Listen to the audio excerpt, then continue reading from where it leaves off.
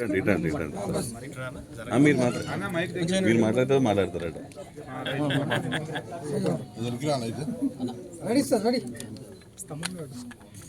అందరికీ నమస్కారం.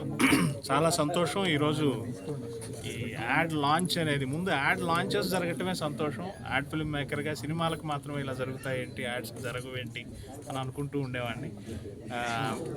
ఇది ఒక మంచి ట్రెండ్. అండ్ మిత్రుడు సుధీర్ బ్రదర్ తీసిన ఈ యాడ్స్ బాగా సక్సెస్ అవ్వాలని కోరుకుంటున్నాను. అండ్ ఈ కంపెనీ మనడా ఇంకా ఇంకా అభివృద్ధి చెందాలని కోరుకుంటున్నాను.